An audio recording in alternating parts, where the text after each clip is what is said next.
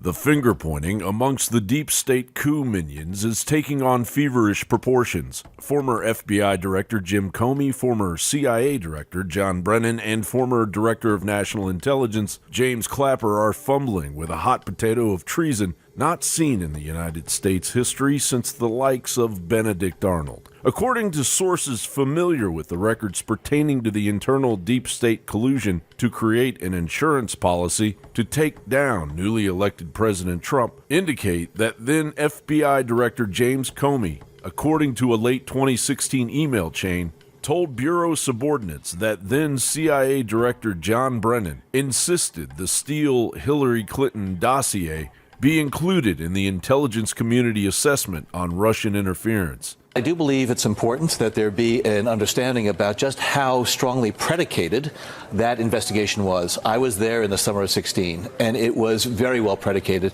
to launch this counterintelligence investigation about what the Russians were doing to interfere in our election and who among American citizens might have been working with them. There was no proper predicate. There were no facts to sustain a counterintelligence investigation. And the facts that did exist were made up by the U.S. intelligence community, fed to the FBI through foreign sources, and then used to obtain FISA warrants. Another massive eye-opener just around the bend is the mounting evidence on former CIA Director and self-proclaimed communist John Brennan's involvement with moving the Steele-Clinton dossier through corrupt channels in Washington, D.C. to attain illegal FISA warrants. First of all, Mr. Brennan is the primogenitor of this entire plot. All of this started with him insisting that there be an investigation by the FBI into Mr. Trump and his campaign, with no evidence whatsoever.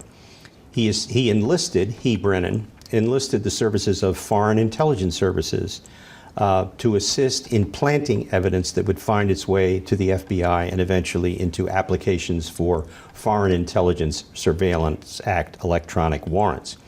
Mr. Brennan has become a bit of a nutcase. You can watch him on television. He is insistent. He's belligerent. He really acts like a very guilty man, protesting a bit too much. Is this president letting our country down? Well, I think the president has shown a lack of understanding of international affairs, as well as a real ignorance of what it takes to be president of the United States. As mean-spirited, he is dishonest, he has shown a lack of integrity, and he has continued to, I think, demean the office of the presidency. This type of behavior and actions on the part of foreign tyrants and despots, I never, ever thought that I would see it here in the United States. Does CIA spy? Yes. Do we spy against our foreign adversaries? Yes. Do we spy against domestic individuals? No, we do not. They spied on the Trump campaign. They spied on Carter Page. They spied on Papadopoulos. They spied on Sam Clovis. They were spying all over the place, weaponizing the powerful tools of intelligence. By the way, didn't Brennan seem awfully defensive for someone who has done nothing wrong? It was discovered in the last week, some very fine reporting by John Solomon of The Hill, that made a major memorandum concerning Christopher Steele had been hidden by the FBI from the Inspector General. That memorandum was written by a Deputy Assistant Secretary of State, who said, after meeting with her staff, with Christopher Steele, who came in to see them, that he was basically a liar, unreliable, that he had a bias against the president and his campaign, that he wanted to hurt the president, that he helped Hillary Clinton, and that he wanted to get this information out before the election. This woman, the Deputy Assistant Secretary, her name was Kavalek, wrote a memo to the FBI and sent it to them immediately within 24 hours.